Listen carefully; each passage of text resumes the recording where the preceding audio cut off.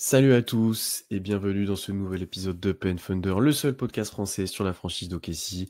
C'est Pierre qui vous parle et je suis très heureux et soulagé de vous retrouver pour un nouvel épisode.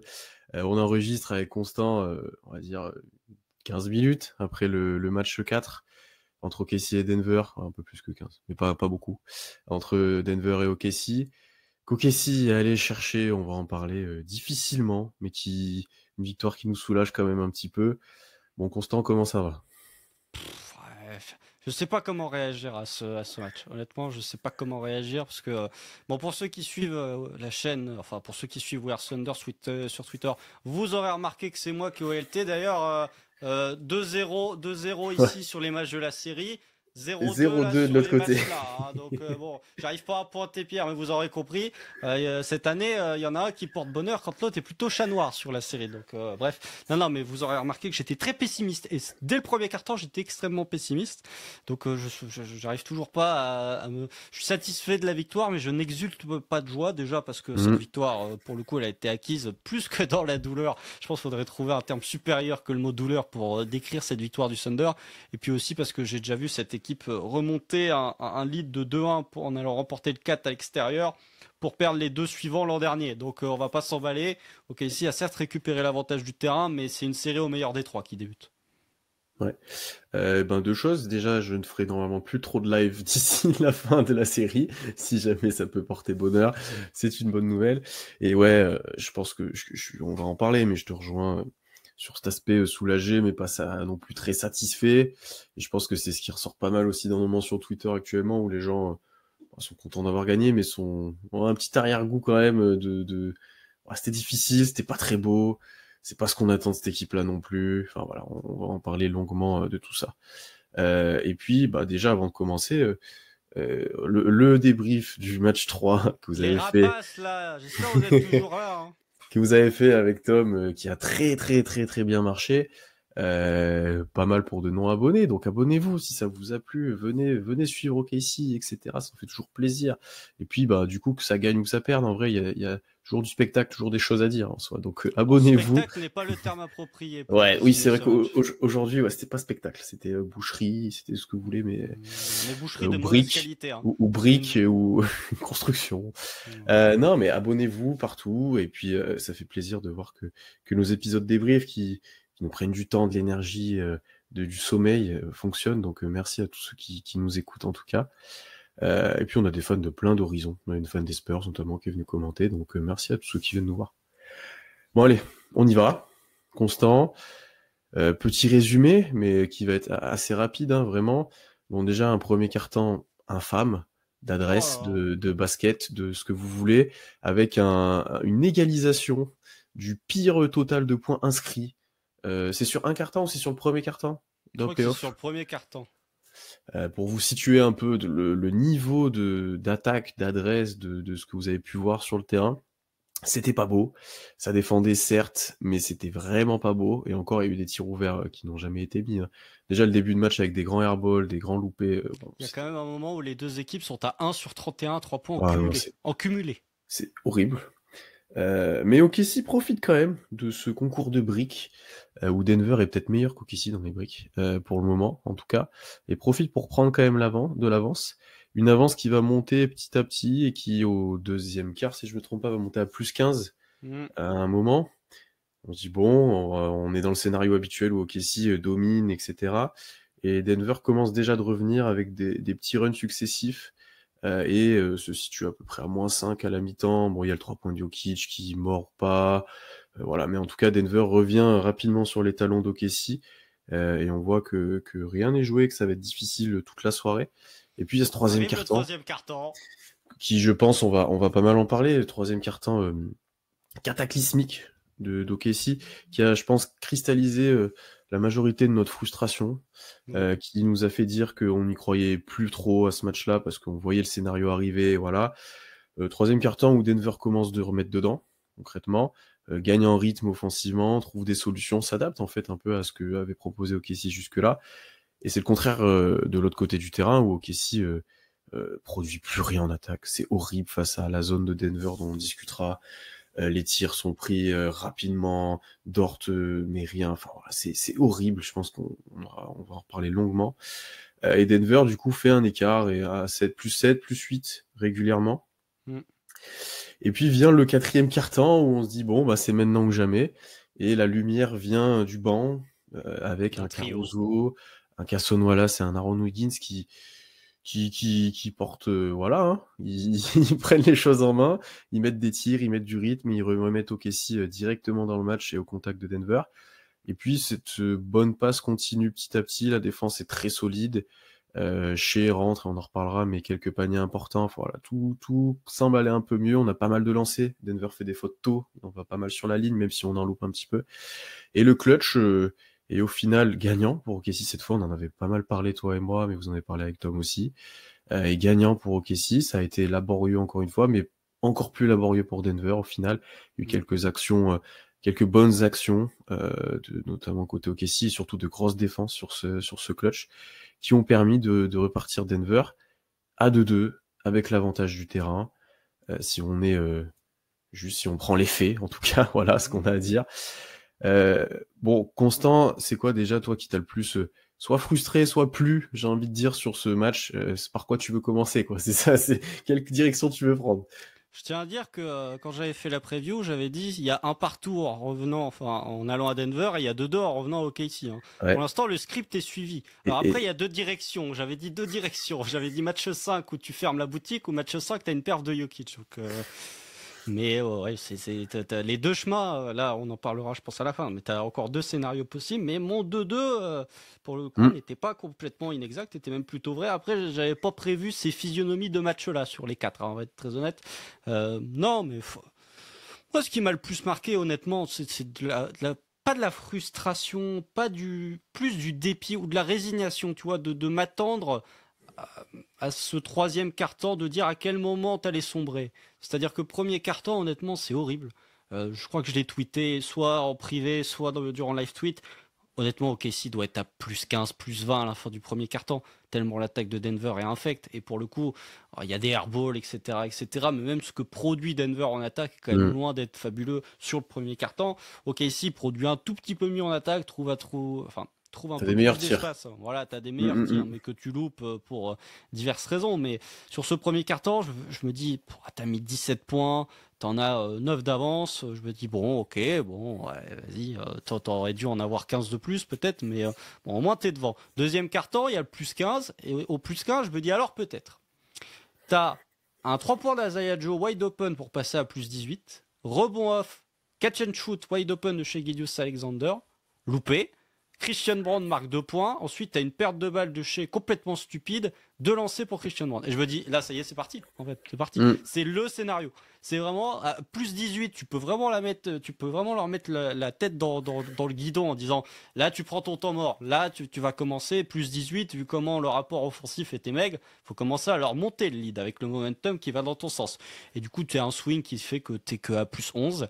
Denver grignote petit à petit grâce au lancer franc. Tu te dis, bon, bah, ça y est, quoi. Quand il y a plus 6 à la mi-temps, il y a même un moment, ils reviennent à 33-28. C'est à ce moment-là où j'ai tweeté, je sais déjà qu'on va perdre le match. Je voulais juste savoir comment on allait le perdre. Et ce 3e quart-temps, c'est vraiment l'accomplissement de toutes les craintes qu'on pouvait avoir vis-à-vis d'OKC, comme tu l'as dit. Denver rentre tout à 3 points, ils sont à 7 sur 11. Il y a des 3 points. Il y a un 3 points d'Aaron Gordon sur un rebond offensif, je crois, où il est wide open. Je n'ai même pas regardé. Je savais qu'il allait le mettre, je n'ai même pas regardé. J'ai fermé les yeux, j'ai juste écouté au son du casque s'il avait rentré ou pas, mais je savais très bien qu'il allait le mettre. Et c'est vraiment, ouais, le carton de chez Gideus Alexander est honteux pour un joueur de son niveau. C'est absolument honteux ce qu'il nous propose. Même offensivement, c'est honteux. Ce qu'a proposé Mark Green, l'autre, c'est absolument honteux. Enfin bref, à la fin de ce 3e quart-temps, je me pensais vraiment mort dans le film, quoi. Je voyais pas un scénario qui ici pouvait remonter. Et il y a ce trio, ce AAC, c'est pas l'air conditionné, mais c'est en tout cas celui qui a apporté un bol d'air frais pour le Thunder. Ce trio Alex Caruso, Aaron Wiggins, Cason Wallace, dont la lumière est venue d'eux. Hein. Sans eux, tu gagnes pas ce match, très honnêtement. Il y a même pas de clutch. Je pense qu'ils sont pas là pour sauver la partie. Donc oui, on en parlera peut-être un peu plus dans le détail après, mais mon ressenti, c'est du soulagement plus que de la joie ou de la satisfaction d'être soulagé, de dire t'as quand même réussi à aller le chercher, quoi. On a un peu repoussé les démons aussi, parce que en Ouais, fait vite, hein. mais oui vite, je dis un peu, mais en fait c'est ça, ce sentiment où quand Denver commence de faire un run, on a ce vécu du 1 et du 3 où tu dis ah ça y est on va reprendre le même scénario, t'as l'année dernière, t'as même Memphis, tu peux te redire à un moment ils sont remontés etc. C'est qu'on sait comment ça se passe, quoi. C'est que ils ont commencé d'être résignés et c'est ce qu'on a dit dans les épisodes. On a l'impression qu'OKC doit gagner large. On a cette impression-là, doit gagner de très large pour être tranquille et gérer bien les matchs. C'est pour ça que je dis on a un petit peu repoussé les démons, mais c'est pas vraiment ça. T'as battu Denver dans le clutch chez eux. Là, pour le coup, C'est c'est un truc que t'avais pas fait de la saison, donc pour le coup, ouais. c'est plutôt positif, mais ouais. Non, et puis après, il y a un truc, moi, il y avait beaucoup de trucs, même dans nos conversations, où au troisième quart-temps, on disait, ouais, ok, si, ils ont pas le mental, c'est pas des tueurs, etc. Mais moi, tactiquement, ce troisième quart-temps, c'est, c'est une bouillie, Ah, y là, a c'est rien, hein. rare, c'est rare que, pour ma part, je critique le coach, etc. Mais là, c'est impossible de proposer ça, en fait. C'est une passe, un tir, Lou Dort qui tire dans tous les sens pour rien, enfin, y a rien de mise en place. Tu vas tout droit en plein dans leur zone, prendre des tirs forcés. Denver laisse tes role-players ouverts, bah allez, bah nous on a un tir ouvert, on le prend, allez-y. Bah, enfin, c'est infâme, c'est vraiment infâme. Et c'est ça qui pour moi était le plus frustrant en fait. J'ai dit mais d'une part les joueurs ne prennent pas leurs responsabilités effectivement, mais d'autre part qu'est-ce qu'ils peuvent faire en fait? Est-ce qu'ils savent à ce moment-là ce qu'ils doivent faire? Comment je Mhm. l'ai attaqué cette zone-là? J'avais l'impression quoi qu'on était perdu. Et effectivement début de quatrième quart-temps avec ton banc, avec des joueurs qui peut-être ont un peu plus peur de rien. Cason Wallace et Wiggins, c'est plus ce profil-là, hein, c'est plus voilà. Sanché Euh, d'ailleurs. Sanché. Ah ouais, les minutes sont sanchées, hein, et c'est les trois là San- qui font vivre. Il y a J-Dub qu'on voit même pas. Ouais, ce que j'allais dire, c'est Euh... Sanché et J-Dub, je crois, hein. Non, si, J-Dub est là. Il y a Si, J-Dub, parce bah, que, on le voit pas ouais, ouais. beaucoup, hein. Non, non, il a pas le ballon en attaque. Il a pas le Ouais. ballon. Après, le run se fait très vite, hein, où on met dans les 3 points, on gagne des ballons, on défend fort, par contre. Ça, on y reviendra, mais défensivement, par contre, j'ai rien à dire. C'est sur presque l'ensemble du match, c'est très bien. Mais à ce moment-là, tu as du rythme en attaque, tu fais des possessions à plus de passes, les décalages, là, Wiggins en met un moment pour revenir à moins, je crois que c'est celui qui pour revenir à moins, c'est une extra passe, un truc Mhm.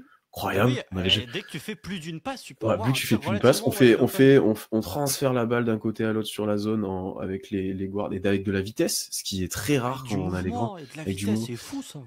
Et ça te lance quand même une très belle dynamique, et une dynamique qui est conservée même au début quand Shea revient, parce que tu utilises, on en reparlera, Caruso en poseur d'écran, ce qui a quand même bien fait chez Denver, parce qu'il craignait Caruso sur le tir, je pense que voilà, il craignait un peu ça.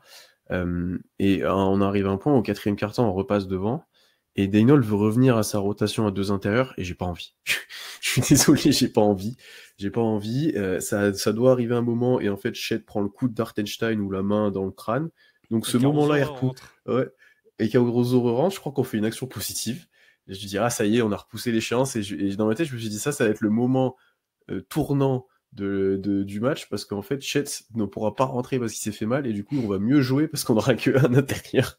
Et au final, trois actions d'après, il met J. Will et Chet, je crois, ou J. Will et Hartenstein. Ouais. Je suis bon. Il y a Jenny Bon. qui revient à un moment. Ouais. Ouais. Mais en tout cas, après, ça a tenu dans le clutch, etc. On reparlera de ça.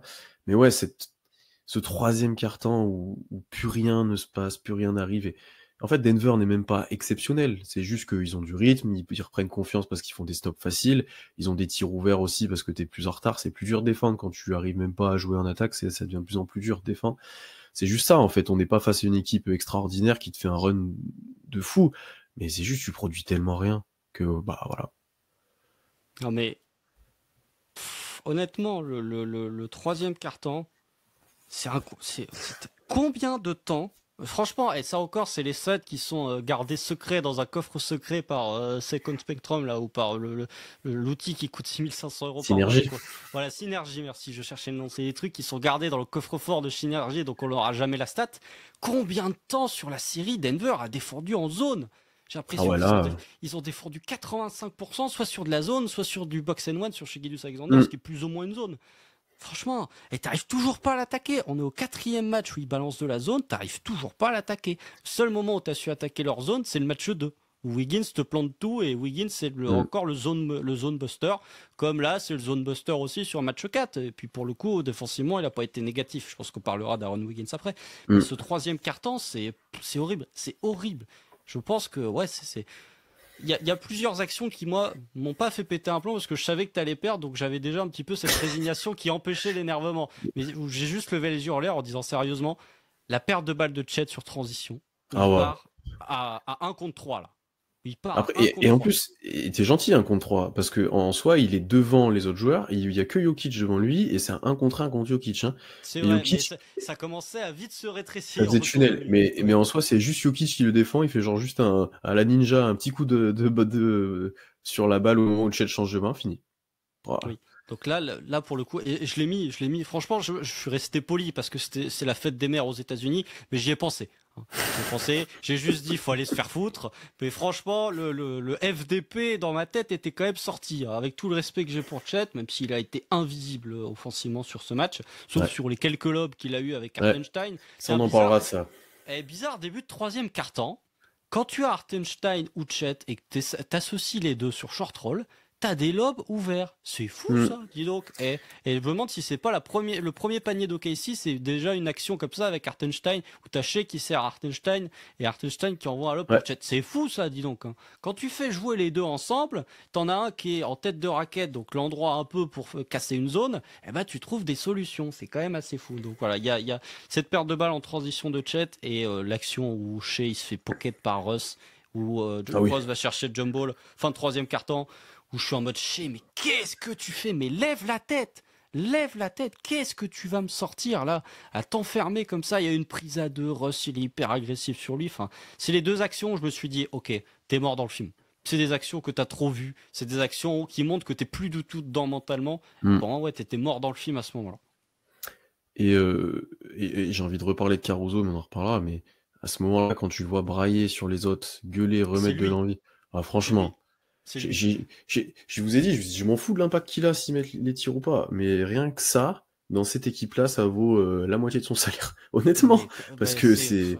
le match 1 et le match 4 vaut 20 Hmm. patates. Hein. On va être très honnête. Et Ouais. plus le match 3 qu'il a fait face à Memphis. Et le truc qui a été noté sur le flux ESPN, c'est que je sais plus trop à quel moment, c'est peut-être fin de 3e quart-temps. En tout cas, c'est un moment où KC est vraiment dans le dur, à -5, -6. Ils disent sur le flux du ESPN, Hmm. c'est Caruso qui a Ouais. discuté là dans le Ender, enfin dans le huddle plutôt. C'est Il lui qui s'est a mis pris au la milieu, parole. ouais, il s'est mis au milieu, ils disent, c'est un -6, je crois. Je crois Eh que c'est ben, un -6, ouais. ça doit être, en vrai, ça doit être fin de troisième ou dans le troisième. Ouais. Ils disent, bah, c'est lui, il s'est mis au milieu, il a pointé du doigt tout le monde, il a dit maintenant on se met à défendre un peu, et c'est 6 points, si on fait nos turnovers, ça va revenir. Enfin, et même, il y a une action en fin de match où on s'oublie sur une aide ou sur un rebond. Caruso, il va défoncer le mec dans le bon sens, mais il va lui dire, vas-y, maintenant, arrête un peu tes conneries, va défendre, va prendre le rebond. Et ça, je suis désolé. Chez, on l'a mentionné nombre de fois, toi et moi, en tant que leader. Non, Pas leader. non, pas leader. J-Dub a été fantomatique, et même c'est pas un leader vocal. Les autres ne le sont pas non plus. C'est Caruso qui a ce rôle-là. Oui. C'est évident. Donc, Oui. on en reparlera de lui, mais c'est rien que sur ça, il fait basculer pas mal de choses, et ce qui fait finir aussi le match, d'ailleurs, je pense, en Le, partie. le reach-in qu'il fait là Le sur une ref, balle à 50-50 là, je sais plus c'est sur qui ou il y Ross a, est à deux doigts de lui faire le ménisque là. il y a l'action où Murray arrive en contre-attaque, il fait une action bizarre, il récupère la balle, il provoque la faute derrière. C'est un peu une action swing-swing où tu viens de louper un truc, t'as une autre transition de l'autre C'est côté. Kayson qui loupe le lay-up avant. Ouais, où il y a un bol faute de Ross, je pense, pour le coup. Oui, bah bien sûr, bien sûr. Mais ça, on reparlera, je pense déjà Ouais. de ce aussi. Mais ouais, pour le coup, Caruso, il y a un moment sur l'action là où Ross, il fait pas exprès, mais il fait quand même un bon dive-in sur le ménisque, qui se tient le genou. Je fais non, c'est pas possible. C'est pas à ce moment-là. C'est pas possible que ça se termine comme ça. Mais Mm. Caruso, franchement, le récap sera publié au moment où vous verrez cette vidéo. Je pense que je vais le mettre MVP. Hein, on va être très Peut-être, ouais, honnête, il hein. mériterait peut-être, ouais. Ouais. Mais pour revenir sur ce troisième quart-temps, déjà j'ai envie de donner un peu de crédit à la défense de Denver et ce qu'ils ont mis en place tactiquement. Parce que pour le coup, ils arrivent vraiment à embêter l'attaque d'OKC en ayant trouvé un moyen de cacher Jokic en grande partie et de limiter Shea et de limiter l'attaque d'OKC a souvent de l'adresse des role-players, ce qui est quand même quelque chose où tu peux parier un peu dessus. Surtout pour l'instant sur le début de playoff, c'est quand même un pari, tu peux prendre la cote assez facilement. Ça fait 2 années de suite où oui. la cote est plutôt favorable. Même en étant optimiste sur ça, tu peux prendre la cote. Et ouais, c'est une espèce de zone où ils sont tous rassemblés dans la raquette. Dès que tu arrives à driver un gars, déjà t'es gêné, et ensuite t'as toujours un grand en plein milieu, souvent Jokic, hein, en plein milieu qui t'empêche de prendre des bons tirs. Et quand tu arrives dans cette zone-là, un peu au cœur de raquette, t'es très vite pris et ça devient dur de faire les passes si tu les as pas anticipés avant. Et là où OKC s'est très enfermé là-dedans, sur le troisième quart-temps, il a juste fait la première passe dans le corner, Lou Dort tout seul, je tire, idem sur les autres joueurs. Sur le quatrième quart-temps, c'est ce qu'on a dit, il y a eu des renversements de balles, il y a eu des prises d'intervalle. Le dernier panier de J-Dub, Shea fixe juste ce qu'il faut, passe dans le bon timing qui a décalé Christian Brown, J-Dub a un intervalle pour driver, et la défense est moins en place. Il a un lay-up difficile certes, mais il a un lay-up sur une action ultra clutch, qui est déterminante. Et rien que de faire ça, ou rien que de faire le pic qu'on a dit avec Caruso, qui lui pose des écrans, vrais écrans, j'ai envie de dire, déjà ça te crée un décalage un peu plus important. Mais quand on est statique là, mais c'est horrible, c'est horrible. Et l'autre solution, par contre, que j'ai trouvé intéressante, et t'en as un peu parlé, et qui permettait de sanctionner cette zone, c'était le short roll et les lobes. Et on l'a surutilisé un moment, mais en fait, comme Jokic ou le sud derrière remonte bien dans le terrain pour limiter le tir, dans son dos, il y a de l'espace, et c'est là où Chet a été très bien servi plusieurs fois, etc. Mais en fin de match, ça devient dur d'avoir ces tirs-là, parce que bon, les alley-oops, ils vont pas te les laisser indéfiniment non plus, quoi. Mais globalement, ça aussi, c'est une petite adaptation qui au moins m'a fait plaisir à voir, où Chet, on l'a pas juste laissé dans un corner ou l'autre. Même J-Dub, à un moment, le loop, mais il y a un eye-loop comme ça.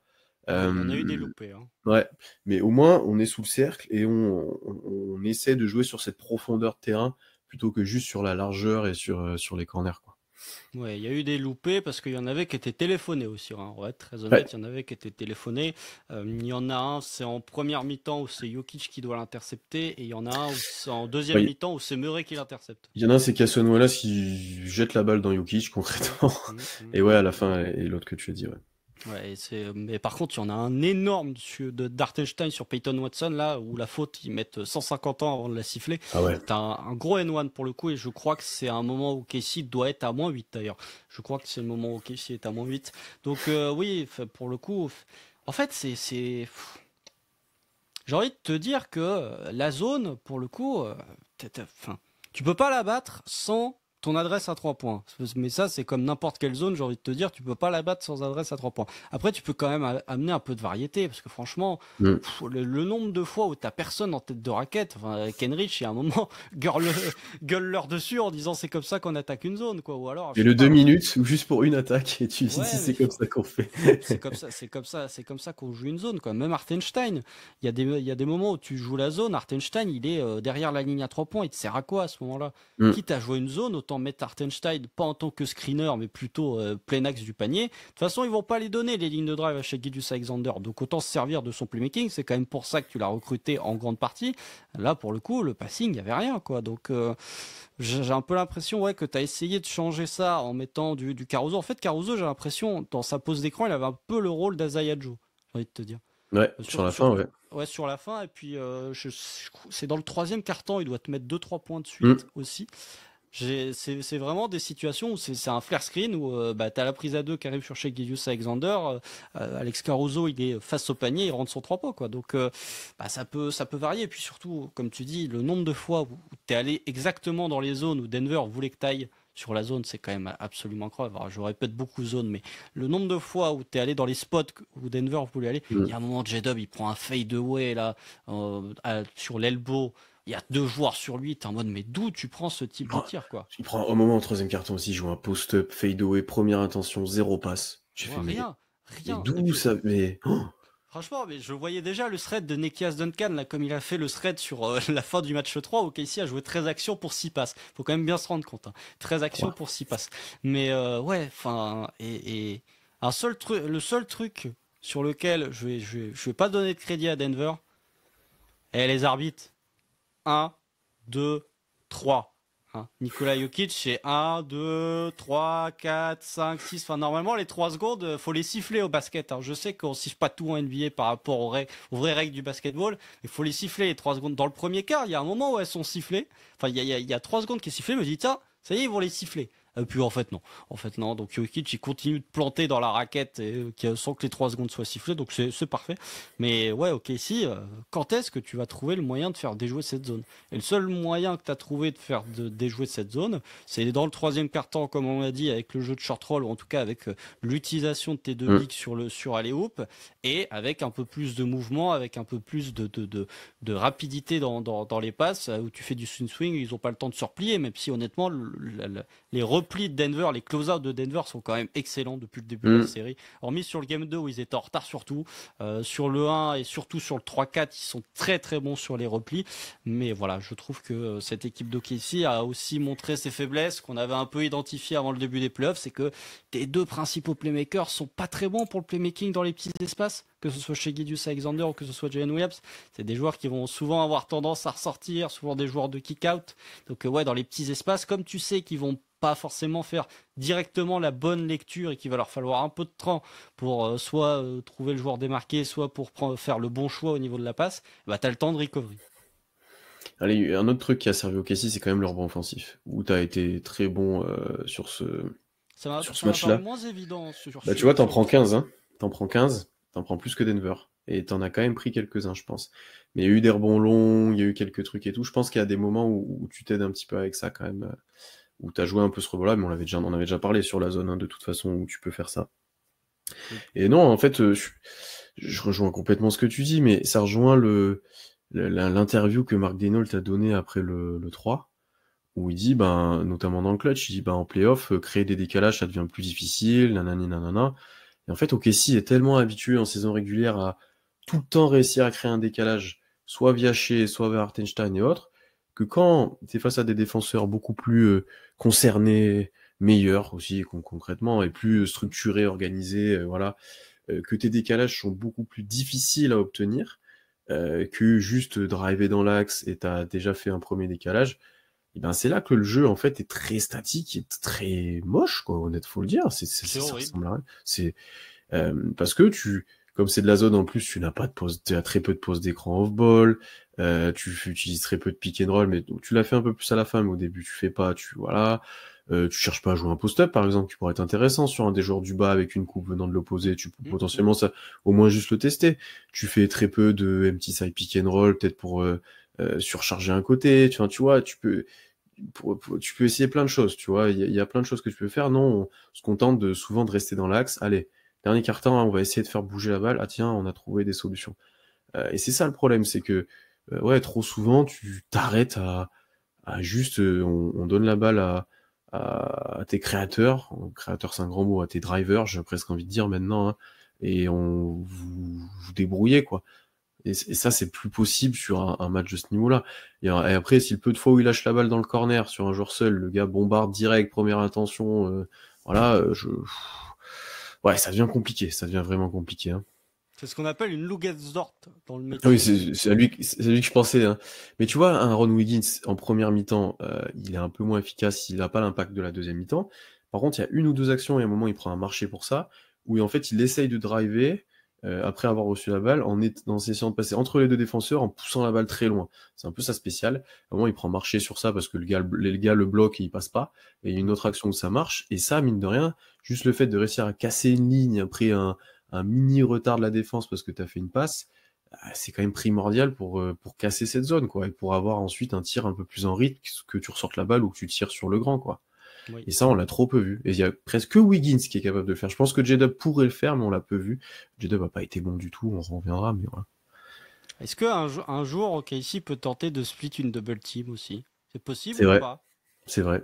C'est un truc que tu peux faire normalement, tu sais, la double team, t'es pas obligé de la subir. Normalement, t'as toujours un petit espace en fait, pour éviter de t'enfermer ou alors pour éviter de faire la passe, tu peux split une double team, c'est pas interdit. Et normalement, si tu fais des post-up sideline, il y a moyen que tu puisses split la double team en passant ligne de fond. Je dis ça, je dis rien, hein. Mais après, bon, c'est toute la problématique moi que j'ai Après, avec c'est cette pareil, équipe. sur les double teams, il faut que tu aies un peu de vitesse, quoi. Lâcher, tu prends l'exemple de Russ, lui fait l'entre-deux, il est arrêté complet. Il a Il est arrêté, statique. il est juste en train de dribbler. Et à la fin, je vois le clutch des Nuggets où je crois que c'est Murray à un moment met un tir comme ça.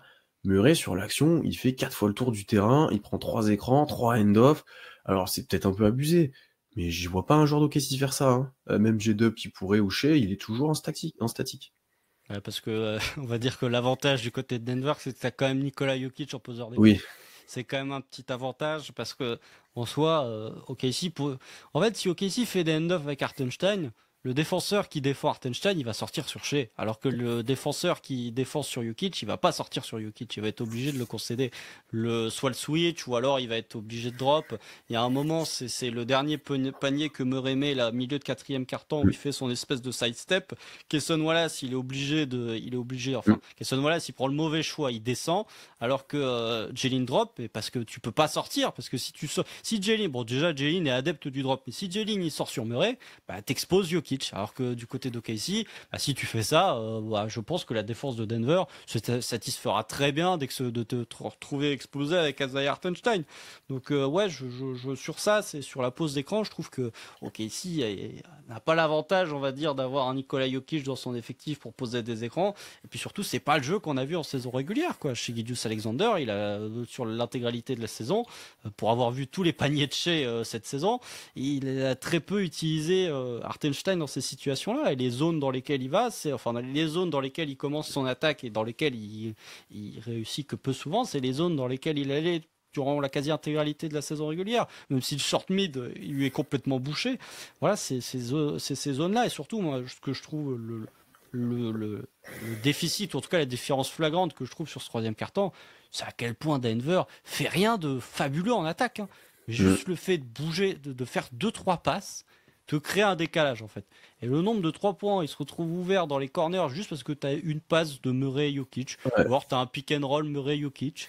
Eh ben, je te dis, il n'y a rien de compliqué dans ce qu'ils font. Hein. Mais ils ont trouvé l'adresse. Et pour le coup, tu retrouves la shot quality, j'ai envie de dire, sur ce troisième carton entre OKC et Denver, la différence est flagrante. Ouais. On l'avait dit sur le premier, autant OKC avait eu des meilleurs tirs sur le troisième. Puis même après, ils ont un rebond off, ça ressort, Christian Brown, il prend 3 dribbles, il recule, il tire. Aaron Gordon a des bons tirs. Il y a Aaron Gordon qui met un fadeaway sur 2 joueurs. Ouais. Là, j'ai fait bon. Aaron Gordon, de toute façon, c'est le PJ Washington de cette série. Il a décidé de nous la mettre. Il l'avait déjà un peu mise aux Clippers, mais là, il termine en quoi 15-16-6 dont le 3 points avec la planche, là où tu te dis. On le voit beaucoup en fin de match. Au début, il est transparent. Mais ouais, il est chiant. Il est chiant, honnêtement. Il est très chiant. Non, mais en fait, tout le monde arrive à être dans son rythme, à trouver les tirs qu'ils veulent. Bon, par exemple, Russ n'a rien mis aujourd'hui, mais il a eu des tirs ouverts. Il a eu des tirs ouverts à 3 points. Tout le monde, j'ai envie de dire. Ouais. Oui, c'est vrai qu'au question, on a eu aussi. Mais ouais, tu sens que eux arrivaient mieux à dérouler à ce moment-là, et après, ça s'est inversé effectivement au quatrième quart-temps. Où, là, on va faire peut-être la transition vers ça, mais déjà, je trouvais la défense d'OKC, t'as toujours un niveau de base, tu prends jamais de run offensif, c'est très rare, quoi. Là, on a l'impression de prendre un run de fou, on se retrouve juste à -7, -7, -8. C'est très rare que tu prennes vraiment un run offensif globalement sur la saison, et là, sur ces playoffs, j'ai pas souvenir qu'on en ait pris. Bon, allez, si, contre Memphis. Memphis, la première oui, game 3. Oui. Mais sur le reste, tu prends pas de run, de gros runs défensifs, parce que je nous trouve quand même assez constant et solide défensivement.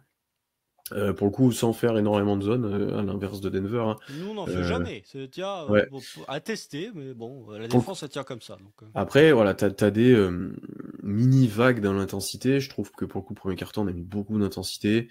Le troisième, elle a un petit peu baissé, mais voilà, comme j'ai dit, ça devient dur de faire que défendre quand tu attaques si mal. Et quatrième quart-temps, on a été très très fort. Et j'ai envie de faire quand même une grosse mention aux intérieurs, Hartenstein, Jay Will un peu aussi, sur Jokic, ils font un taf. Alors certes, Jokic chante pas au max, pas en forme, ce que vous voulez, mais il est en difficulté. Il est en difficulté. Là, les possessions, comment défend Hartenstein, le taf est colossal. Franchement, on avait dit que Zubac avait très bien défendu Jokic, etc. Hartenstein le défend vraiment bien depuis plusieurs matchs. Sur chaque possession, il lit bien, etc. Bon, il prend toujours une ou deux fautes, des fois un peu bêtes, mais parce que Jokic les joue bien aussi, mais franchement, tu arrives vachement bien à limiter ses tirs. Une action même où il arrive à le contrer sur un spécial où il essaie de tirer au-dessus. Je dis, bon, bah, ça arrive quand même très, très rarement. Et t'as toujours en plus ces possessions où les autres viennent aider, où t'arrives à lui taper la balle des mains, t'arrives à couper ses passes, etc. Je trouve que le taf fait est quand même très solide là-dessus. Alors là, t'as clairement fait le choix sur ce match-là de laisser les shooters ouverts. Ce qui, après le match 3, honnêtement, était un pari peut-être osé. Mais t'as laissé les shooters ouverts. Qui ça a payé. Ça a payé, sauf, on va dire, au troisième quart-temps où ils ont récupéré l'adresse, mais ça a payé parce que Christian Bonin était à droite, Aaron Gordon s'est réveillé au fil du match, j'ai envie de dire, mais Russ n'a pas mis dedans. Michael Porter Jr. est retombé dans ses démons des matchs 1 et 2. Et puis après, ils ont joué à que ces joueurs-là, quoi, de toute façon. Donc voilà. Jokic a mis un 3 points assez improbable. Fallait bien que ça tombe comme ça Fin de dedans. première mi-temps. Ouais. Il en met un aussi, je crois Après, il en que. met. Je crois, ouais, il en met un aussi, mais je veux dire, il met un panier. Je crois qu'OKC doit être à -5 à ce moment-là. Ouais, fait 15 fois le tour de l'arceau là avant de Oui. rentrer. Un fadeaway bizarre. Ouais, c'est aussi le panier où je fais. Je lève les yeux au ciel en disant sérieusement, parce qu'on commençait déjà à être dans le clutch. Mais ouais, moi je trouve que Zubac est le meilleur défenseur en individuel sur Jokic. La défense collective du Thunder est la meilleure défense que j'ai vue sur Nikola Jokic ever. Ever. C'est pas vrai. Jokic, c'est toujours les chiffres d'efficacité de Nikola Jokic, ils sont ahurissants. Là, Jokic, je crois que sur la série, il doit être peut-être à. Je crois qu'il est à 32 sur 92. Une connerie dans Ah le là, il genre. fait déjà 7 sur 22, je crois. Hein. Oui, il fait 7 sur 22. Enfin, sur les matchs à Denver, il est à 12 sur. Non, il est à 15 sur 47. 15 sur 47 sur les matchs à Denver. Bon, ça commence à faire beaucoup. 15 sur 47, et OKC a failli perdre les deux. C'est pour dire à quel point offensivement t'es pas dedans. Mais ouais, la défense d'OKC sur Nikola Jokic est excellente. Pour le coup, Jalen, même s'il a pris beaucoup de fautes, au moins lui a c'était un morceau de viande, quoi, Jalen. C'est que Jokic, il a dû taper dedans, quoi, pour le coup. Donc, au moins, ça a eu le mérite de le fatiguer un petit peu. Et puis, surtout, ouais, Hartenstein, dans le quatrième quart, fait vraiment un excellent taf défensivement Ah sur ouais. Jokic. Sur le match 3, je l'avais pas trouvé si extraordinaire que ça, on va dire. Encore moins sur le match 1, d'ailleurs. Mais sur le match 3, c'était déjà un peu mieux. Par contre, quatrième quart-temps du match 4, vraiment un gros big up à la défense d'Hartenstein qui, même sur des situations où il était ciblé par Jamal Murray pour le switch, comme c'était arrivé sur la fin du match 3, hein, où Hartenstein se fait cibler par Jamal Murray, n'arrive pas trop à le défendre en isolation, là, il le tient. Notamment le airball de Murray, là, quand il reste 28 secondes, je crois que c'est Hartenstein qui défend sur lui. Ah, tu sens que Jamal Murray commence à être un petit peu carbo aussi. On va pas se mentir, ça commence un petit peu à tousser. D'ailleurs, très vite, mais sur le minutage, t'as pas Ouais. fait tant jouer que ça, hein, les gars. Hein. Tu regardes, J-Dub est à 33, Chet est à 29, Shea est à 38, Hartenstein est à Bah, 33, Denver est à c'est- plus de 40, quoi. alors ça vient, Denote a changé ses rotations, on pourra Oui. peut-être en parler, mais Shea est sorti et au premier quart-temps et au deuxième, mais sur des périodes plus courtes. Et donc du coup, J-Dub avait différents moments à gérer. Et puis après, les différences de minutes, elles viennent aussi du fait que bah, il y a un moment donné où Caruso, Wiggins et Kesson, ils prennent pas mal de minutes au quatrième, et largement mérité. Hein. Je pense qu'ils auraient pu jouer même plus que ça. Hein. Ça a ça a payé positivement pour OKC, jouer à deux grands à la fin, ça a défendu ce que vous voulez, mais moi, s'il y a Aaron Wiggins ou Cason Wallace en fin de match sur le terrain, j'ai aucun souci avec ça, vu la physionomie du match. Hein. Déjà, Mais tu Caruso, il méritait largement au-dessus de Ludort, ça c'était il évident. méritait à la fin, dès le match 3, il méritait Ouais. Caruso. Mais tu vois, je sais plus avec qui je disais, le G-Dub, à un moment, on le voit pas. Bon, défensivement, il est là, mais offensivement, on le voit pas. Il met pas les tirs. Je dis ça, je pense, après qu'il loupe son 3 points ouverts qui aurait pu faire très mal à Denver. À plus 7, là, ouais. Ouais. Et je dis, bah, au bout d'un moment, autant le changer, en fait, parce qu'il sert que à défendre.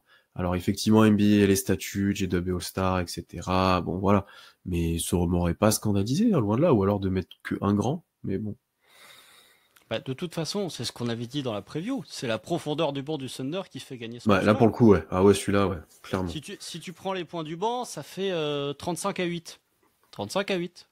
Le match, il se termine à 92-87. 35 à 8. Donc, Ouais, ouais, pour le coup. puis la stat à 3 points, quoi. Enfin, Ah non, mais Caruso, Wiggins et Cason Wallace, ils ont mis 8 3 points. Le reste de l'équipe, ils sont en 2. Ah, mais la stat, c'est que les trois, là, le trio magique, ils sont à 8 sur 14 à 3 points. Le reste de l'équipe est à 2 sur 27.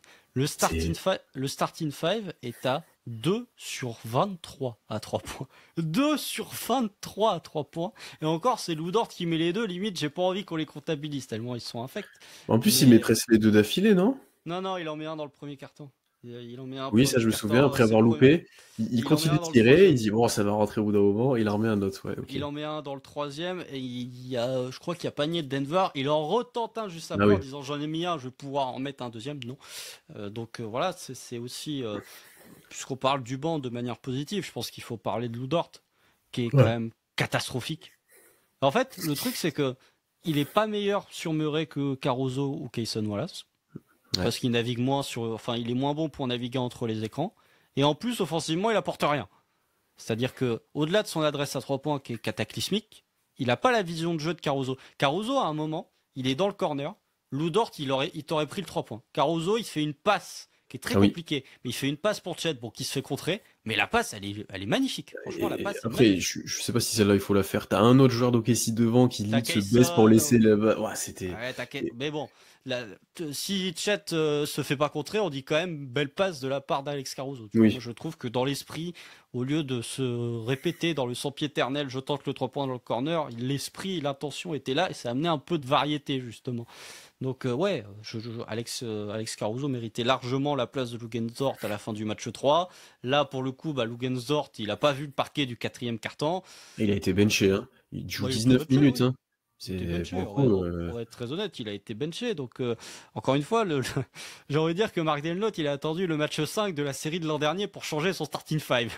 Est-ce qu'il va refaire le coup sur ce match 5? Je sais pas. Mais toujours est-il que ça y est, là, Bon, je pense que entre le game 1, le game 3, le game 4, t'as la quasi-affirmation que c'est Caruso qui doit close out les matchs à la place de Dort. ça, je suis d'accord. C'est pour ça que je suis pas foncièrement attaché à ce que Dort sorte du 5. Euh, j'aime bien Caruso en sortie de banc et en tant que closer, éventuellement qui garde aussi de l'énergie ou qui t'amène une énergie supplémentaire quand il rentre. Tu sais, une fois que tu as fait ces premières joutes un peu sur les premières minutes, il arrive et il te redonne un peu d'énergie, etc. Ça peut être intéressant, mais oui, par contre, dans aucun monde actuellement, Lou Dort finit un match avant Caruso. Enfin, là, sur ce soir, c'est. Bah, y a rien à dire, hein. Après, Lou Dort de retour au Kessie, t'en avais parlé, il est quand même plus adroit à domicile qu'à l'extérieur. Ça, Ouais. y a pas trop de problème. Bon, qu'on peut espérer quand même qu'il réagisse. Déjà là, en vrai, alors, il a bombardé dans tous les sens parce qu'il était ouvert. Mais déjà, il a pas refusé des tirs, comme vous avez dit avec Tom dans le dernier débrief, où il avait refusé un tir dans le clutch qu'il doit prendre tous les jours. Là, il a pas refusé les tirs. Ça, on peut pas lui enlever qu'il a refusé les tirs. Il aurait peut-être dû refuser. Oui, c'est plus ça. Ouais, il y en a un ou deux où tu te dis. Le dernier, là, au buzzer du troisième carton, il y a J-Dub qui est juste à côté. Et moi, je suis J-Dub, je le démarre, hein, honnêtement. Le tir, il est en. Il fait un sidestep Il fait horrible. un pull-up dégueu. Oh non, c'est horrible, c'est horrible. C'est horrible. Horrible. Mais ouais, Alors que, tu vois, au contraire, Aaron Wiggins, bon, lui, il a pas hésité à tirer, mais il a la bombardé majorité. aussi. Hein. Ah ouais, mais il avait quand même des bons tirs, hein. Enfin, ceux qui mettent dedans, il est ouvert, ils sont rapides, mais ça reste des tirs corrects. Et pour le coup, tu avais besoin de lui, tu avais besoin de ça, etc. Kesson a mis un peu plus de temps, lui, à trouver son rythme, mais par contre, une fois qu'il a à 3 sur 3 3, sur il a 3. trouvé. Et des gros tirs, des tirs Ouais, il y importants a qui des font tirs. Ouais. revenir. Non, vraiment des gros tirs bien en rythme, etc. Enfin, Kesson a fait un gros boulot, voilà, on l'a encore dit, hein.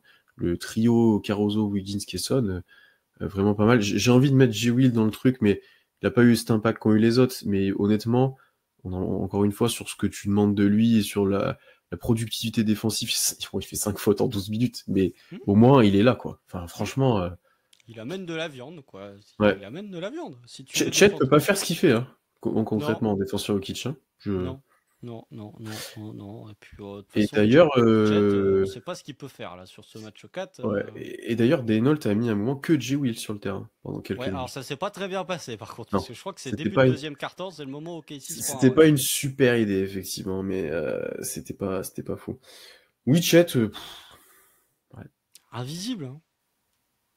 Bah, Invisible. ouais. Je salue Ben de Dunkebdo qui, dans la conversation, a dit est-ce qu'il peut utiliser sa taille? Bon, alors après, nous, c'est ce qu'on réclame depuis 2 ans, mais c'est vrai que ce qu'il peut. En fait, qu'est-ce qui différencie Chet de Peyton Watson? Bah, rien. Non, on Peyton n'a pas Watson, grand-chose, limite, hein. il est plus athlétique. Il Franchement, mettrait les alley-oop encore plus haut. Ouais, mais c'est clair. Bah, il y en a un qui loupe là, où il l'envoie sur la planche et le rit, mais Peyton Watson, t'as le seul panier qui marque, c'est un espèce de post-up où il fait un espèce, pas un Ouais. sky-hoop, mais où il fait Oh, ça aussi. un scoop main gauche. Ah bah ça je me dis, quand les role-players te plantent ça et que tes joueurs 4 de l'autre côté sont incapables de mettre un panier, je me dis bon ok, mais au moins Peyton Watson il te fait un post-up quoi. Alors que Chet, il a une possession, il essaye de jouer Jokic là, il est dans le corner, il essaye de jouer, je crois qu'il la ressort. Ouais, Ouais, il essaie de driver tout le temps sur Jokic depuis quelques matchs là pour. Mais D'ailleurs, on a ce qui plus fait sens impliqué en soi. Jokic défensivement Mm. sur la première mi-temps. Sur la Ouais. deuxième, on a fait. Oula, pas. Il y a le drive de chez Gideus Alexander où tu impliques Jokic dessus, où Jokic a un temps de retard. Le seul panier quasiment au cercle que Shea peut rentrer relativement ouvert, j'ai envie de dire. Mais ouais, Chet est absolument invisible. Alors après, défensivement, il est quand même là. Enfin, je veux pas non plus. C'est le problème de Chet, c'est que son apport défensif est tellement élite que c'est difficile de le critiquer. Comparé à J-Dub, par exemple, où l'apport défensif est pas non plus faramineux. Et en attaque, t'en attends beaucoup plus. J'ai envie de dire que c'est pas de Chet que t'attends le plus d'apport, mais il faut quand même que t'aies un apport. Là, pour le coup, sur ce match-là, il marque 8 points, il est à 4 sur 10 au tir, enfin, il est complètement invisible en attaque. Ouais, puis en vrai, en attaque, il a servi à rien, à part les bons dunker spots en alley-oop qu'il a fait, c'est à peu près tout. Ouais. Mais même défensivement, je l'ai pas. On l'a moins vu. Tu vois, c'est pas, il a pas été moins, il a peut-être été moins bon, mais on l'a surtout moins vu. Pas de contre, pas d'interception. Alors, il a pris des rebonds, Hartenstein aussi, mais bon, vu le nombre de tirs loupés, surtout au début, tu peux prendre des rebonds, je pense. Oui, oui. Tu peux. Non, mais tu vois, j'ai l'impression de moins l'avoir vu défensivement. Il y a moins eu d'action. Je me suis dit, bon, il y a Chet qui protège le cercle, il est là. Voilà, tu vois, j'ai moins eu ce sentiment-là que sur les autres matchs où parfois il était en difficulté, mais au moins, tu avais cet aspect, parfois playmaking défensif, mais au moins protection de cercle, un peu plus que là. Alors après, OKC a très bien protégé le cercle, hein, c'est pas ça que je dis, mais j'ai moins eu ce. Ouais, il m'a moins marqué sur ce match-là, on va dire. Ouais. Bref, je sais pas, je trouve qu'ils se fondent quand même dans le collectif, tu vois, où il y a pas, tu prends pas Ouais. d'éclat. Ah non, par contre, Effectivement, oui. il y a moins d'action de classe, mais j'ai quand même envie de dire que quand tu limites Denver à 7 tirs au cercle sur le match, 7 tirs, ok, ici en temps de 10, hein, c'est les deux équipes pour protéger le cercle, c'est quand même absolument indécent comment ça protège le cercle des deux côtés.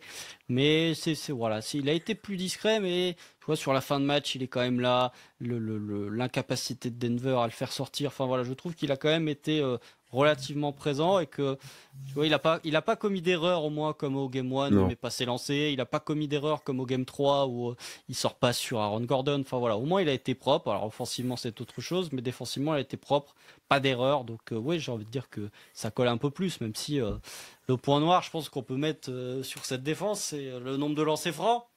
Ah, Euh, ouah. c'est- Bah, je te le dis, c'est pour ça 36, hein. 36, 20 en première mi-temps, et c'est pour ça que j'y croyais pas. Alors, les fans de Denver qui nous écoutent, je vous mets pas tous dans le même panier parce qu'il y en a, vous êtes gentils. Par contre, faut arrêter de râler sur les lancers francs quand il y a 29 en différentiel de lancers francs sur la première mi-temps. Je veux bien que chez Gideus Alexander, on en parlera après, il y a des push-offs qui sont pas sifflés, il y a des N1 qui sont un peu litigieux, on va dire, mais je suis désolé, il y a un moment où Casey se fait siffler des fautes ou bon, hein. On va rien dire, mais ils se font siffler des fautes quand même. Mais moi, c'est pour ça que j'y croyais pas, c'est que première mi-temps, tu vois, je me suis dit comment Denver va trouver le moyen de rester dans le match alors qu'il Bah, allez, rentre rien. lancer. Eh ben les lancers et les turnovers, parce qu'OKC perd 9 ballons en première Hmm. mi-temps. Je me dis, ah bah tiens, t'es l'équipe qui perd le moins de ballons de toute la NBA, vas-y que tu vas me les perdre en première mi-temps. D'ailleurs, t'en perds 6 en seconde mi-temps, tu corriges un petit peu cet aspect-là. Mais je me dis, ah bah tiens, ça, et c'est les lancers francs. Et j'ai envie de dire que les lancers francs ont été ce qui, enfin, les lancers francs, c'est ce qui a permis à Denver de rester dans le match en première mi-temps, et c'est ce qui leur a causé leur perte dans le quatrième quart-temps, parce qu'on va être très honnête, OKC, bon, le clutch est relativement bien géré offensivement, mais Denver fait 3 sur 8 au lancer franc dans le quatrième quart-temps. T'as un moment là, la faute qui est challengée par Degnault. D'ailleurs, Degnault, les challenges sur cette série, c'est catastrophique. Ouais, bah, après, celui de ce match-là, je le trouve. L'action est très bizarre, pour le coup, hein. Je sais pas ce qui challenge, Tu est-ce sais qu'il qu'ils vont challenge pas, le push. Ouais, après, non, tu jamais sais tu qu'ils fais vont pas tout. la siffler. Tu sais qu'ils vont pas la siffler. Après, ah si, c'est ça que j'ai noté, c'est que le point positif d'ailleurs de ce temps mort-là, c'est que tu gèles Jokic au lancer franc, il fait 0-2. C'est le Ouais, seul positif. ouais, je sais pas si tu gèles Il y en a Jokic. qui ont cette strat-là de geler le shooter, Bah en dans ce gros, tu cas-là, prends temps prends mort. temps mort, hein, mais challenge Oui, pas. bah dans un sens, c'est oui, c'est juste, ouais. Mais au moins, ça a permis ça, on va dire, quoi. Si tu veux ice le kicker, Ouais. tu fais. Et puis d'ailleurs, Denver qui est très très fort. Je crois qu'il y a un moment où c'est chez Gilgeous-Alexander, c'est en première mi-temps. Il y a genre 45 secondes entre son premier et son deuxième lancé Ah parce ouais. qu'il y a 4 milliards de changements. Il y a machin, un truc. Je fais, oh, c'est bon là. Il y a un moment, il faut peut-être arrêter ça aussi. Mais ouais, je trouve que, tu vois, sur ça. Les lancers francs, ça me fait penser au match 4 face à Dallas, on va être très honnête. Les lancers francs, c'est ce qui permet à OKC de se donner un tout petit peu d'air. Parce que il y a un moment, comme tu l'as dit, les deux lancers francs de Jokic, je crois que c'est pour faire revenir Denver à 2, peut-être. Je crois que c'est 2. Oui, parce que le Hmm. 3 points loupé, le 3 points loupé de J-Dub t'aurait permis de Ça passer doit à être genre à 4-2. 84-82 ou Ouais, 84-80, un truc comme ça. quelque chose comme ça. Mais Aaron Gordon t'en laisse. Enfin voilà, Jokic en laisse 3 sur le carton. Enfin, je trouve que c'est quand même, tu peux quand même remercier les quelques lancers francs manqués de Denver. Là où toi, bon, t'en as loupé aussi, mais j'ai envie de dire que c'est des lancers francs que tu t'attends. Il y a 84-80 au moment où Jokic loupe ses deux lancers. Hmm. Mais j'ai envie de dire que c'est des lancers francs que tu t'attends de louper. Tu sais qu'Hartenstein, il va pas faire 2 sur 2. Bon, après, chez Gilgeous-Alexander, s'il pouvait Ah ouais, arrêter de faire 9 sur 12 à chaque fois, ce serait bien. Mais au moins, franchement, J-Dub les a rentrés. J-Dub les a rentrés. moi, c'est ce check qui m'embête. On peut parler du match de chez Gilgeous-Alexander, hein. Ouais, je... Ambigu. ambigu. Alors, moi, j'ai un gros problème avec le quatrième carton, dans le sens où, quand il re-rentre après le run du banc, il est plutôt correct. Ouais, il est bon, hein. Il est même bon. Il fait les bons choix, il fait vivre un peu la balle quand il faut. Il met des points, il met un fadeaway en post-up là. Il Oui, met un drive après sur Jokic, il a des lancers. D'ailleurs, il y a une temps mort Denver, OKC provoque un 5 secondes sur la mise en jeu. oui. Et c'est Ça, un après, truc. justement, c'est après ça OK s'y met le pas. Enfin, où Shea rentre à Ouais, panier après ça. C'est un ouais. bon gros swing, ça Ah aussi. ouais, celui-là, incroyable. Et c'est Caruso qui le provoque, hein. Hum. Et après, tu as ce clutch des dernières minutes, Oh là où là. c'est ce que j'ai tweeté moi. Il veut faire le héros. Je suis désolé, il y a un moment, il veut être le héros. T'es à plus 7, il reste 1,40. Il prend des step back en première Ah, t'es à intention. plus 5. T'es à plus Ouais, 5. il prend des step back en première intention qui n'ont aucun sens à ce moment-là. Il a 0 sur 3, je pense, à ce moment-là, 3 points. Oui. Rebond, il reprend la balle, 5 secondes après, il re-step back. Enfin, il y a un moment, je veux bien, ok, c'est peut-être une arme, machin, autre, mais les choix sont juste mauvais.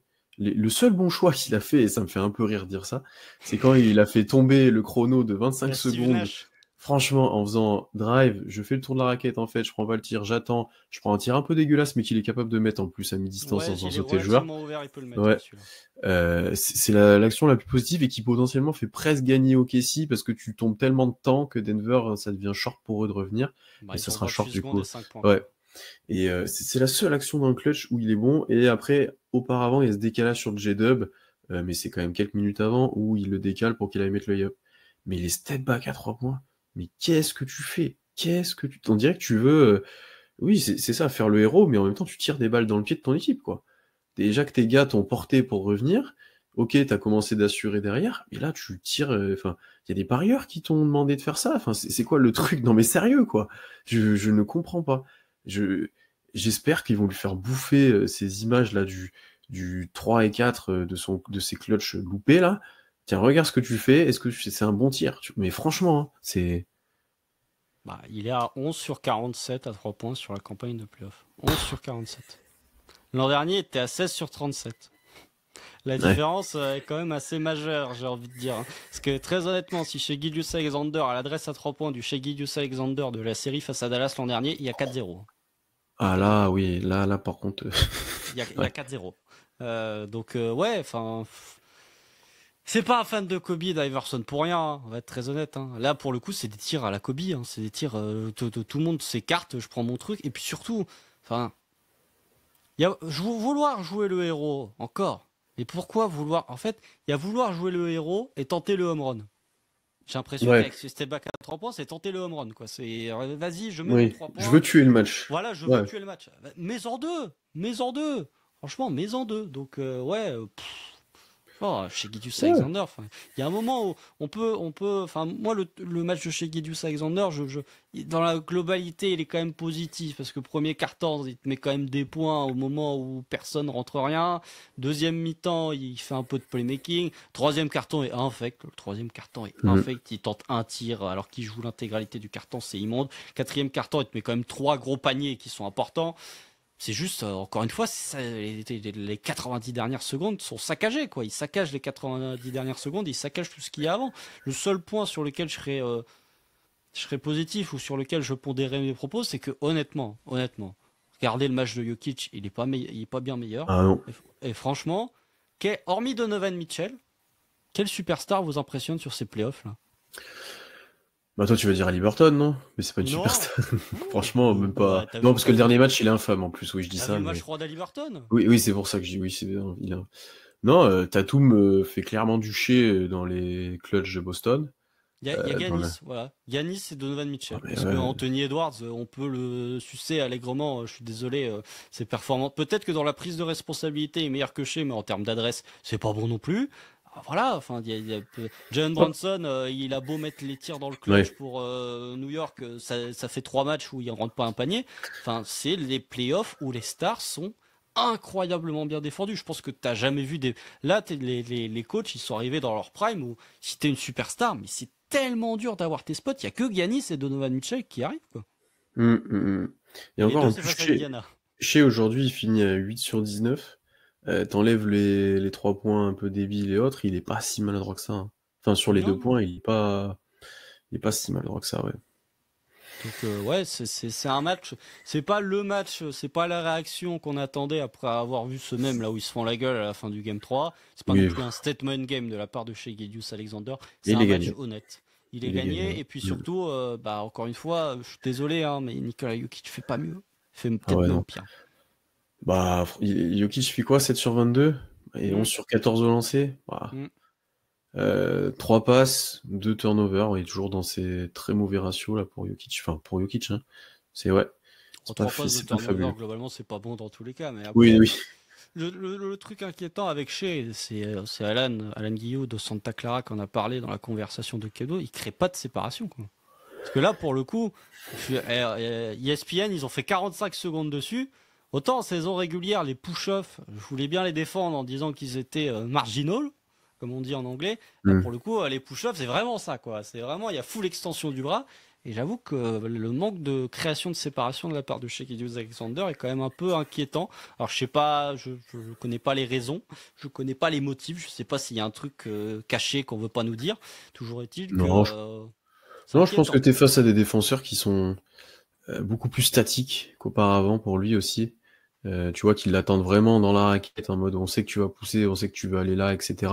Qui identifie bien mieux les spots où il est à l'aise. Parce que dès que pour le coup il arrive à créer un décalage qui va sur ses spots, c'est dedans, hein. Quand il arrive à attaquer plus rapidement avant que tout le monde soit en place et tout, c'est bien plus Il facile y a pour des lui. Ouais. fois où il rush quand même. Ouais. Son pull-up là, à mi-distance, Ouais. là, face au panier, en tout cas ligne de fond. Je me souviens, il y en a un là, c'est dans le deuxième quart-temps, il est vraiment rushé. Tu sens qu'il veut prendre ce spot avant que la double team arrive sur C'est lui. ça. Et c'est là où j'ai envie de dire que c'est là où ce manque de réussite à 3 points, ou ce manque de réussite au shot-making tout court, hein, depuis le début des playoffs, le pénalise. Parce Ouais. qu'avec ce genre de couverture, si le step back à 3 points tombe dedans, bah pour le coup c'est indéfendable. C'est-à-dire que, alors c'est indéfendable pour tout le monde si le step back à 3 points rentre pas dedans, mais on va dire que ce genre de couverture est quand même largement favorisé par le fait qu'il peut pas sanctionner à 3 points. Et que globalement, pourquoi Denver est aussi à l'aise avec l'idée de jouer de la zone, c'est que t'as personne qui peut sanctionner en pull-up à 3 points avec cette équipe de Mm. KC. Donc si chez Gilgeous Alexander, est-ce qu'on avait vu le 3 points qu'il met là au game 3, eh ben, c'est justement un des rares moments où il sanctionne la zone grâce à son pull-up à 3 points. Et vu qu'il tombe pas dedans depuis le début des playoffs, bah, il peut pas sanctionner sur cet aspect-là, là où il avait sanctionné face à Dallas l'an dernier. Et toute la saison régulière, hein, honnêtement aussi, hein, cette année, hein, où Bon, il il en a. a pas tant eu besoin que ça. Oui, mais il l'avait développé en arme. On en parlait comme un bon développement. Là, pour le coup, on retrouve pas ça, ouais. Ouais, non, je pense que il y a pas de truc physique ou autre, mais ouais, en fait, c'est le problème des bad shot makers en playoff aussi, j'ai envie de te dire. Où quand t'es face à des meilleurs défenseurs, encore une fois, mieux en place, etc., bah ton tir devient very bad shot maker, quoi. C'est Mhm. vraiment Et c'est ça qui devient dur. Et on voit la différence entre les tirs qui sont, on va dire, ouverts pour Shea et pas ouverts pour le commun des mortels. Habituellement, ça, je trouve que ça va. Mais les tirs, il a plus de tirs très difficiles. C'est Oui. peut-être ça qui est dur. On est content et surpris quand il a un lay-up tout seul, comme en fin de match, là, etc. Et après, quand c'est comme au match 2, où il va dans ses spots comme il veut, bon, tu peux rien faire. C'est N1, c'est tout ce que tu veux, quoi. Donc là, ouais. Après, ouais, effectivement, au début de match, c'est un des seuls à droit. Enfin, à droit. C'est un des seuls qui peut Il scorer. a 4 sur 8. Il a 4 Ouais, sur donc 8. c'est à droit pour, voilà. Et c'est vrai qu'encore une fois, sur le carton 2 et 3, bon, on peut plus de mal à le voir au scoring, etc., mais il a fait autre chose. C'est vraiment ce clutch ouais, qui est à moitié embêtant, à moitié déterminant avant aussi, parce qu'il est quand même bon le début de quatrième, il est quand même bon quand il rentre. C'est vraiment ces deux dernières minutes, quoi, où tu fais, mais réfléchis, s'il te plaît, s'il te plaît. Il commence, en plus, on peut dire ce qu'on veut, hein. J'entends beaucoup expérience d'Okessi, nanani. Ah, c'est bon, faut arrêter de tout mettre sur ce dos-là. Enfin, il y a des moments, Anthony Edwards, il a pas 10 000 expériences non plus. Enfin, il y a plein de joueurs qui ont pas tant d'expérience que ça et qui gèrent très bien des clutchs, quoi. Enfin, il a Oh, eu des. Anthony, ouais, ça dépend Non, comment tu juges Anthony Edwards. Hein. je dis pas qu'il est, mais j'ai moins ce sentiment qu'il fait n'importe quoi non plus. Enfin, là, c'est vraiment, mais c'est. Puis dans ce cas-là, alors, du coup, Tatum, qui a une très grosse expérience, il fait des clutches où il prend des step back horribles. Enfin, tu vois, je comprends pas. Je comprends pas, du coup, enfin, pour moi, c'est pas une question d'expérience, c'est une question, je sais pas, d'approche, je sais pas. Encore une fois, on en revient à ce truc où, T'as trop de mecs qui tentent le home run. Hein. ouais, oui, c'est ça, Alors que tu peux prendre un single. Voilà. Et qu'un single, ça aurait très bien fonctionné. Enfin, quand t'as. Je sais pas, quand t'es à. Non, parce qu'il fait ça au match 3, mais j'ai envie de dire, quand t'es à égalité, je peux comprendre que t'as envie de tenter le home run. Par contre, quand t'es à plus 5, faut prendre le single. Faut prendre les 4 balls là, ouais. que t'envoie le pitcher. Là, tu te mets t'avances juste sur les bases, quoi. T'avances juste sur les bases. 2 points suffisaient, hein. Franchement, quand t'es à plus 7, le 2 points il suffit, le match il est plié. Hein. Moi, dans les deux cas, faut marquer, en fait. Et qu'est-ce qui te permet le plus facilement de marquer? C'est pas de prendre des step back. C'est d'avancer dans le terrain, d'aller chercher une faute comme J-Dub a fait au 3 à un moment où il va chercher la faute, là. Ça marche. Je suis désolé, hein, allez, il aura un call, hein. S'il fait une action un peu de ce genre-là et tout, qu'il la joue bien, il a un Ça call. dépend. Non, mais, enfin, l'action que fait J-Dub au 3, il peut la faire tous les jours. Enfin, franchement, je suis désolé, il peut la faire à chaque fois. Je sais pas, joue un post-up, même joue un pick and roll. T'arrives pas à blow by les gars, joue un pick and roll. T'auras toujours un mini décalage, t'auras toujours quelque chose, quoi. Ouais, Mais je bon, suis d'accord. ouais, assez frustré, moi, de ça. Là, honnêtement, c'est rare, mais je suis assez frustré de ce clutch de chez, qu'on défend depuis très longtemps et que là, il déçoit un petit peu, alors que c'était un truc, genre, on savait qu'on allait pouvoir compter sur lui, quoi. On avait plus de doutes sur les autres, et au final, bon, Bon, dans le clutch, ça fait quand même 2 ans c'est que vrai. chez c'est pas trop ça. Hein. On va être très honnête, ça fait 2 ans que c'est pas trop ça. Là, dans le clutch, je sais pas si les paniques qui rentrent sont avant les 5 minutes. Peut-être. Du coup, il a dû améliorer ses pourcentages dans le clutch. Mais avant ça, c'était le pire joueur en pourcentage de Oui, réussite j'ai dans le vu ça. clutch. Pouah, horrible, la stat. Ouais, t'es 3 bien sur dit. 18. 3 sur 18. Ouais, donc attends, il a.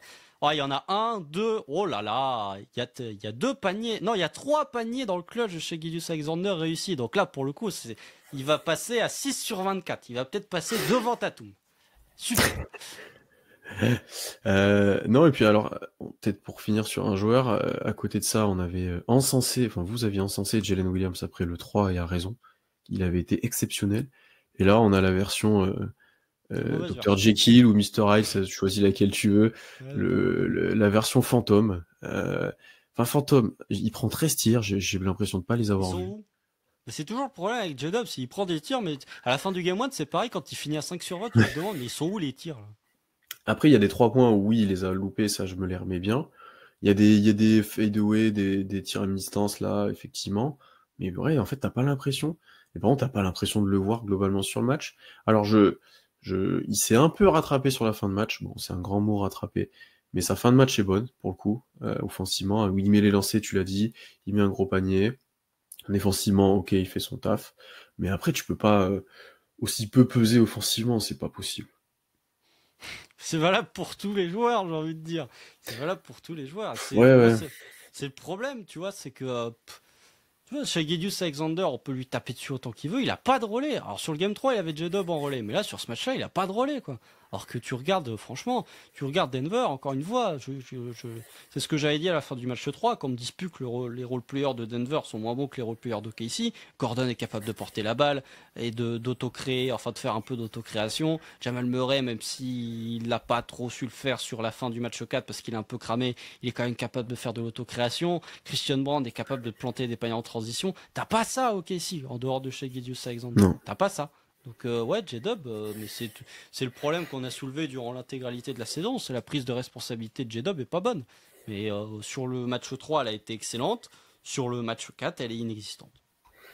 Tiens, j'ai une question, ça permettra peut-être de conclure avant de parler du 6. Du 5, pardon. Oh là, tu t'avances. Ouais, je m'avance déjà. Bah, il y aura un 6 de toute façon. Mais... Ouais, bah, il y a le 5 avant. Enfin, en fait, là, je me demandais qui est le meilleur joueur de la série. Et en fait, même globalement, de faire un classement, c'est super dur. C'est super dur. Mais même qui est le meilleur joueur de la série? Aaron Gordon. Hein.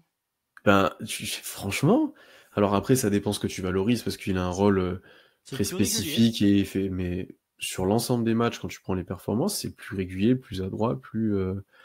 Murray est en dents de scie beaucoup, il tire pas toujours bien. Je pense que c'est Aaron Gordon. Hein. En tout cas, c'est le plus régulier. Moi, en fait, j'ai du mal à mettre Jokic et Shea parce qu'ils sont décevants dans leur impact, dans leur efficacité. Non, mais tu vois, déjà, pour moi, ça les élimine. Même Jokic, tu pourrais dire, bon, quand même, mais ça l'élimine du fait qu'il soit un peu en deçà, quoi. Après, Jokic, il y a le Game 1, quoi. Ouais. Il y a le 40-22, mais depuis, il est quand même... c'est quand même en les 3 derniers, ouais. Quand même, c'est quand même...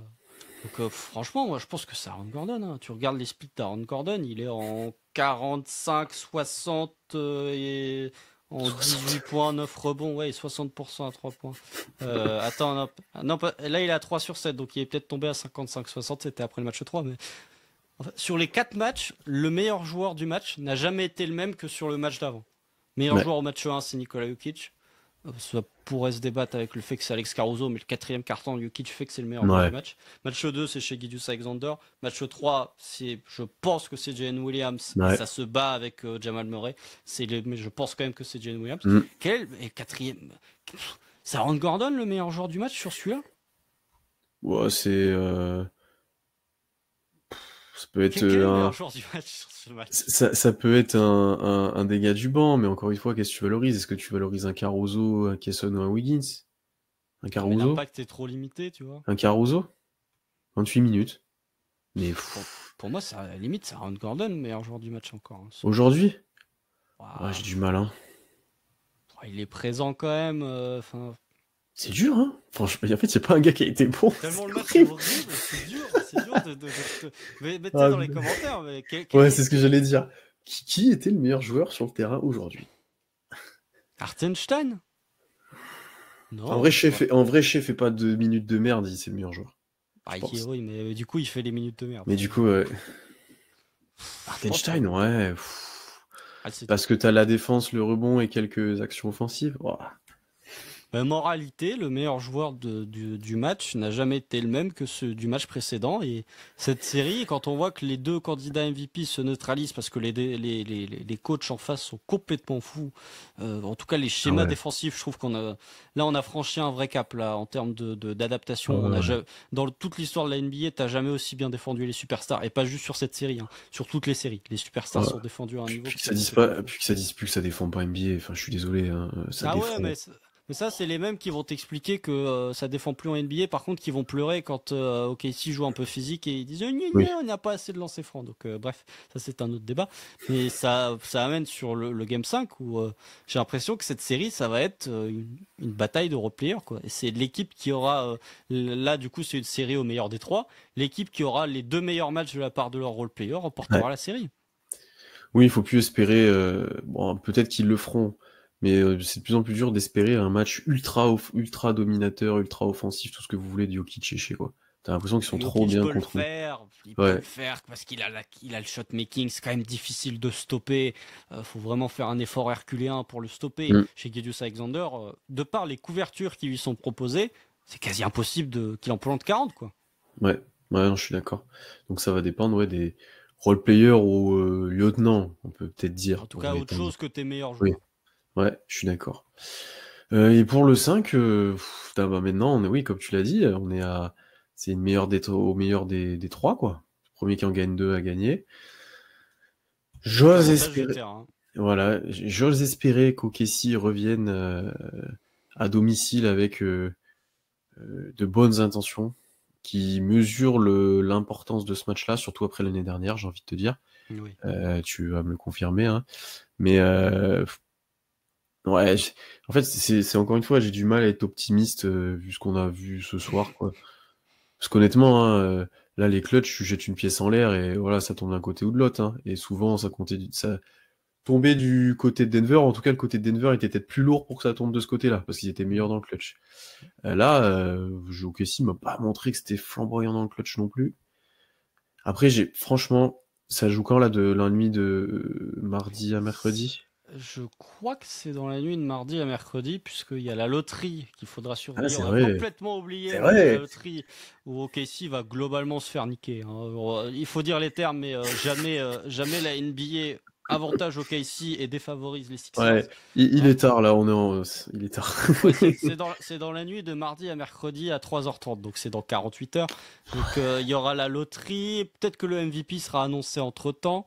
Ouais, il va se ouais, bon, t'as 48 heures, quoi. Ah non, parce que la loterie c'est demain. Je sais pas quand est-ce qu'ils vont l'annoncer, ce MVP là, mais bref. J'ose espérer que la profondeur de OKC et la fatigue qui est quand même moindre et qui est moins ressentie fassent un peu de différence sur ces matchs qui arrivent.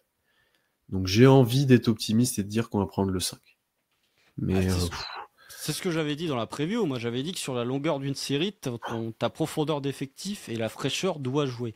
Là, on va être très honnête. c'est C'est maintenant. ton banc qui te fait remporter le match. Et Mm. puis, c'est maintenant aussi. Et puis, là, ok. Là, autant sur le match 3, j'ai pu discuter avec des fans de Denver, j'étais pas trop d'accord. Autant sur le match 4, t'as senti qu'ils commençaient à être fatigués quand même. Mais Ah ouais. bon, les Bougs, ils commencent à être fatigués. Il y a un moment où ils enchaînent 40 minutes là à chaque match. Ok, si, là, Plus prolongation sur le dernier. En oui, oui, bah plus. ils sont à plus de 45 Je crois minutes que c'est Murray en sur le joue titre. 48. Ouais, Même là, ce soir, Jokic 40, presque 43. Christian Brown 44 minutes. 44. Oui. Murray 41.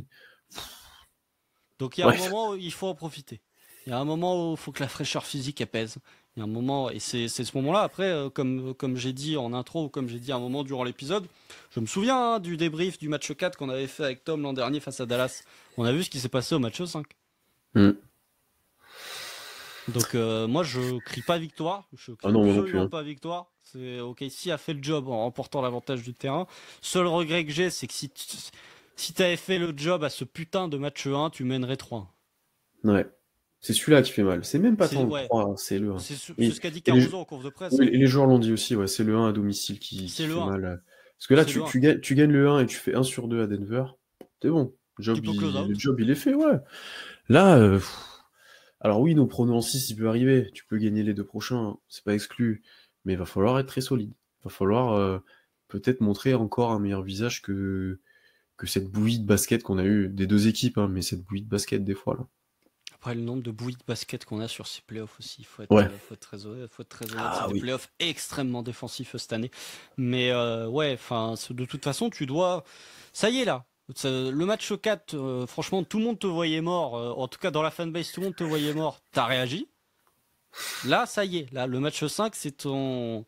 On va Non, dire non. que le quatrième quart-temps du Game 4, c'était les 12 minutes les plus importantes de ta saison. Maintenant, c'est les 48 minutes les plus importantes de ta saison. C'est le moment où tu dois montrer que tu as gagné 68 wins, tu dois montrer que tu dois montrer que ça y est, tu as enfin appris de tes erreurs et tu dois taper du poing sur la table à domicile en disant non, c'est bon là, ça y est là. Pour moi, franchement, alors, gagner le match reste le principal objectif, mais je suis satisfait de la victoire sur ce match 4, je suis moins satisfait de la manière.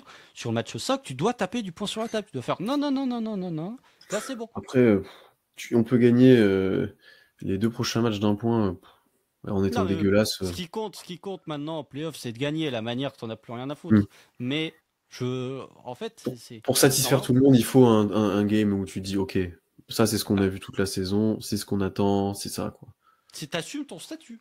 T'assumes ton statut. Regarde Cleveland là. Bon, vous aurez le résultat du 4 au moment où vous entendrez cet épisode. Mais Cleveland sur le 3, il tape du poing sur la table. Boston sur le 3, il tape du poing sur la table. C'est 2 matchs à l'extérieur où ils font. Et bah, c'est à OKC de faire ça. OKC l'a fait sur le game 2, généreusement offert par Denver parce qu'ils avaient fait le job sur le game 1. Et sur le 5, tu le prends d'un point, je m'en tape. Ce qui compte, c'est de le prendre. Et pour moi, OKC doit taper du poing sur la table en disant les 68 wins, elles n'ont pas disparu d'un coup. Là. Après, tu trouvais que les gens étaient très négatifs avant ce match-là? Parce que quand t'as fait un petit pronostic là sur Twitter, t'as eu quand même beaucoup plus de 2, non? Oui, enfin, tu vois. Il y a du copium. Il y a du copium en disant tu peux pas une bonne et 3. Les gens étaient quand même assez pessimistes. Où il y avait une crainte chez une bonne C'est partie. plus de la crainte, ouais. Ouais. Mais c'est le match où tu dois taper en disant là, ça y est, là. Justement, ce que t'as pas su faire face à Dallas l'an dernier, c'est cette équipe, enfin, elle a mûri. Et enfin, elle est capable d'avoir un match avec de l'adresse. T'es dans la même situation. C'est la même situation. Oui. Franchement, hein, donc c'est maintenant qu'il faut prouver, et ceux qui n'étaient pas dedans aujourd'hui, de réagir. C'est le moment. Oui. On va conclure. Et ben merci à tous ceux qui ont écouté jusque-là. N'hésitez pas du coup dans vos commentaires à donner votre analyse, vos avis, à dire qui était le meilleur joueur de ce match-là, parce qu'on sait pas avec Constant. Du coup, on fait un prono, mais du coup, t'as dit ça repart à Denver à 3-2 OKC. Ouais. Quand même, je suis obligé. Bon, moi, j'avais dit qu'il y avait 3 à Denver à la fin du match 4. Qu'est-ce que je fais bon, allez, comme ça, je vais faire le débrief du match 5 en disant je me suis encore planté. Il y a 3-2 OKC. Voilà. Mais non. Allez, croyons-y. Non, mais voilà, n'hésitez pas vous aussi à donner vos pronos, voilà, tout ce que vous avez envie de nous dire. Qui est le meilleur joueur de la série, le meilleur joueur du match? On n'a pas réussi à définir ça avec Constant, donc n'hésitez pas à le faire si vous avez une idée. Et puis du coup, je vous redis, abonnez-vous partout. Toutes les plateformes, Twitter, Instagram, Twitch, voilà, partout. Et puis nous, on se retrouve très rapidement pour le match 5 et pour la loterie, peut-être un peu à suivre quand même. On n'en a pas parlé, on en reparlera un peu sur le moment. On fera un live tweet ou je sais pas comment on le suivra. Mais on reparlera de ça. Qui va récupérer Cooper Flag? Ouais, c'est un peu la grande question. OKC, pas OKC, non, je non, pense c'est pas possible. Non, je sais. Est-ce qu'un prospect générationnel va-t-il une nouvelle fois finir à l'ouest? Voilà, c'est plus la question qu'il faut se poser. À côté d'un autre prospect générationnel drafté, il y a non, si c'est ça, moi j'arrête. C'est un cheat code, le cheat code. Le cheat code ultime, et puis globalement, parce que de toute façon cet épisode est déjà trop long. En vrai, si OKC était mené 3-1, je pense que je l'en aurais voulu parce que ces playoffs sont tellement ouverts. Ouais. Je pense qu'ils seront jamais aussi ouverts que cette année, quoi. C'est n'importe quoi. Ça, par contre, ça a été beaucoup dit. C'est que si OKC gâche cette année, tu pourras peut-être en mordre un peu les doigts dans le futur, parce que effectivement, entre les blessures, les séries on s'attendait pas à ce qu'ils soient serrés, qui se prolongent, et d'ailleurs des équipes plutôt faibles qui ont tendance à mener à l'Est notamment. Enfin, ouais, je suis bien d'accord avec toi. Autant l'an dernier tu tapais pas Boston, donc t'avais pas de regrets, autant cette année, franchement la porte elle est grande ouverte, parce que même si tu passes Denver, en finale de conf, t'affrontes le vainqueur du Wolves Warriors. Le Wolves Warriors, je suis désolé, les Wolves ils mènent 2-1, mais ils sont loin d'être impériaux aussi. Hein. Oui, puis c'est des seeds, 6-7 6-7. Après, bon, la conférence... Ça veut rien dire, Vrai, du seed 2 jusqu'au seed 7, tout le monde joue à peu près au même niveau. Non, je suis d'accord. Mais en tout cas, ouais, abonnez-vous partout. On sera de retour très rapidement du coup pour la loterie, pour le match 5. Et puis d'ici là, reposez-vous bien. Salut! Salut!